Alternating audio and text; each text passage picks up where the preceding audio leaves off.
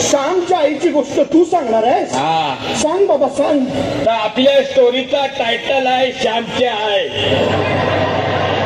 त्यांना एक श्याम नावाचा पोरगा असते, आपल्यासारखा एकदम टकाटक.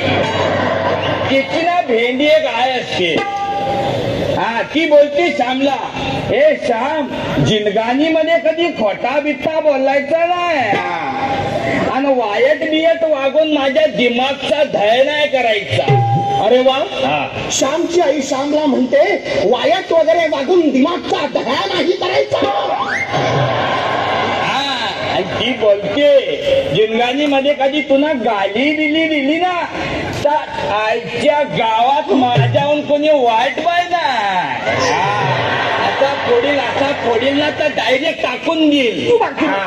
आणि बोलते श्याम, तुझ्यावर जे काय आम्ही फुलटू संस्कार बिस्कार केलेत ना ते भेंडीचे वाया नाही जायला पाहिजे. बास रे बास, नको रे नको. नाही नाही, पुढे फुलटू राडा आहे.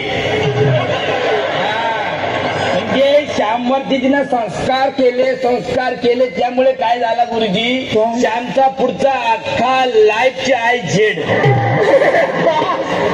बास रे बास, तुला तुझ्या पद्धतीने का होईना पण श्यामची आई कळली आहे. खूप झाले रे, खूप झाले. बेस्ट आहे ना. हो, बोला जग्यातून.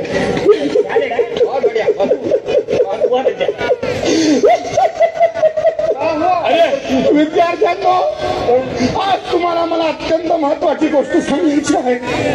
इतके दिवस तुम्ही या वर्गात येत होतात, मराठी शिकत होता, पण आज हा वर्गाचा शेवटचा दिवस. यापुढे हा वर्ग बंद. का म्हणजे? अरे भाडी वाढली आहे, खर्च वाढले आहेत. आता हा वर्ग चालवणं परवडत नाही रे माझ्यासारख्या मराठी माणसाला. त्यामुळे ह्यापुढे मास्टर, तू कशाला रडते मास्टर? का रे का? अरे मी आहे ना मास्टर. मास्टर रडायचं नाही. हे मास्टर, हे रडायचं नाही. हे बघ, हे तुझा वर्ग मी विकत घेईल. म्हणजे तुझा वर्ग मी विकत घेईल ना, तुला ठेवेल नोकरीला शिकवायला. काय सांगतोस? मला नोकरी कशी? अरे एकदम परमनंट, टायमाच्या टायमाला पगार पण देईल. अरे वा वा वा वा वा, म्हणजे मी सेटलच झालो म्हणायचा. वेळच्या वेळी घरी येणार, वेळच्या वेळी ऑफिसला जाणार, नोकरी, वेळच्या वेळी पगार, 2 माणसांचं छान कुटुंब आणि 60व्या वर्षी रिटायर होऊन शेवटी बदलापूरला एक छोटासा फ्लॅट घेऊन राहणार. यापेक्षा मराठी माणसाला जास्त काय बरं लागतं? अरे विकला केतन, विकला रे, विकला मी तुला माझा हा वर्ग.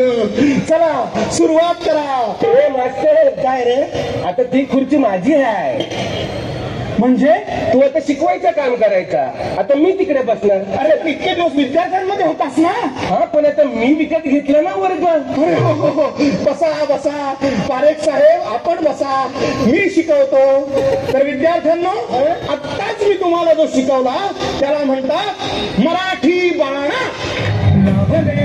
भाग्य बोलतो मराठी, पाहतो खरेच धन्य ऐकतो मराठी. धर्मपंथ जातो एक जाणतो मराठी, धर्मपंथ जात एक जाणतो मराठी. एवढ्या जगात माय मानतो मराठी. नगरकर तालीम मित्र मंडळ.